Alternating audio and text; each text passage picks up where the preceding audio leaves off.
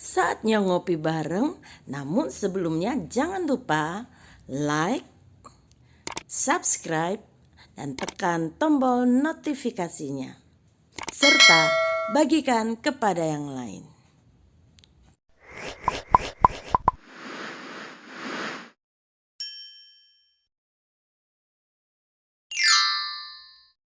Garam Dunia bagian keempat. Shalom saudaraku, hari ini kita akan belajar kembali bagaimana kita menjadi garam dunia. Matius 5 ayat yang ke-13 mengingatkan kepada kita, kamu adalah garam dunia.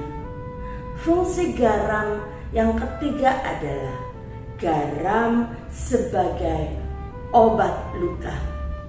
Saya teringat ketika saya masih SMP, saya pernah terjatuh dan itu membuat luka di tulang kering saya. Sangat sakit. Ketika saya ada di rumah, luka itu dibersihkan dan diberi obat. Tetapi keesokan harinya saya diajak oleh tante saya yang kebetulan datang untuk berlibur di rumahnya. Bermain dengan sepupu membuat saya lupa bahwa saya memiliki luka. Dan setelah 1 bulan, luka yang saya alami itu tidak menjadi kering, tetapi menjadi seperti ada pembusukan. Ketika papi dan mami melihat hal itu, mereka agak marah kepada saya karena saya tidak menjaga luka di kaki saya. Kebetulan saat itu papi dan mami ada pelayanan ke Tuban.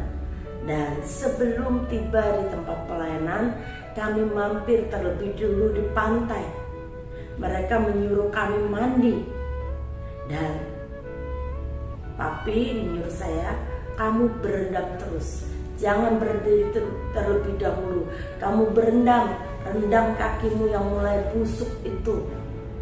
Dan memang agak perih.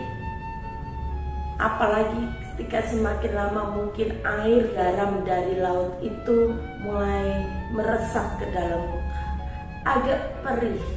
Tetapi lama-lama sudah menjadi biasa. Apalagi air garamnya terasa sangat hangat karena itu adalah siang hari. Dan ketika keesokan harinya, saya melihat luka saya sudah mulai kering. Dari situ saya belajar, ternyata air garam sangat baik untuk mengobati luka. Dan suami saya sampai hari ini ketika dia luka, dia tidak terlebih dahulu mencari betadine atau obat luka yang lain. Yang dia lakukan adalah pergi ke dapur, mencampur garam dengan air, lalu merendam lukanya dan sembuh. Apa hubungannya dengan kita? Apakah kita akan berendam supaya orang lain merendam lukanya di situ? Kita adalah garam dunia. Kehadiran kita harusnya dapat mengobati luka hati seseorang. Orang Kristen sebagai garam dunia harus bisa menjadi antiseptik, pembersih bakteri. Mengapa garam bisa menyembuhkan luka? Karena dalam kandungan garam terdapat antibakteri, membunuh bakteri-bakteri yang ada di luka, antiseptik atau anti-infeksi, sehingga luka yang mulai terinfeksi itu bisa sembuh dan pulih. Orang Kristen sebagai garam dunia harus bisa menjadi antibakteri dan anti-infeksi dalam kehidupan. Dalam kehidupan ini ada banyak bakteri-bakteri kehidupan, hal-hal yang bisa menginfeksi kehidupan seseorang. Ada banyak orang-orang yang hatinya terluka karena bakteri-bakteri kehidupan yang menggerogoti jiwanya.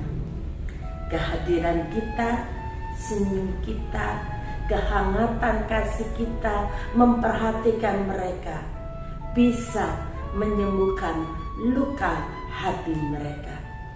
Suatu hari seseorang mengirim WA kepada saya dan berkata, "Terima kasih telah mendengar keluhan-keluhan saya selama beberapa hari ini. Hati saya merasa terobati."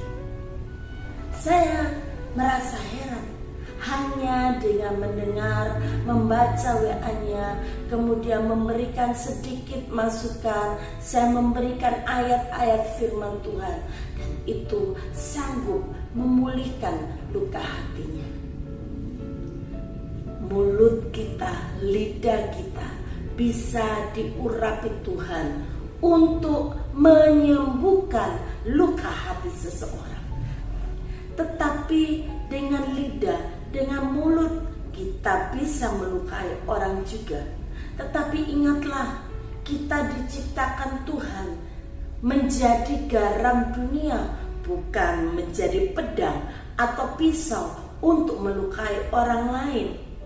Karena itu, mari saudaraku, Tuhan telah memberikan sebuah tugas yang indah bagi kehidupan kita, menjadi garam dunia. Apakah kita telah menolong orang lain untuk menyembuhkan luka hati mereka?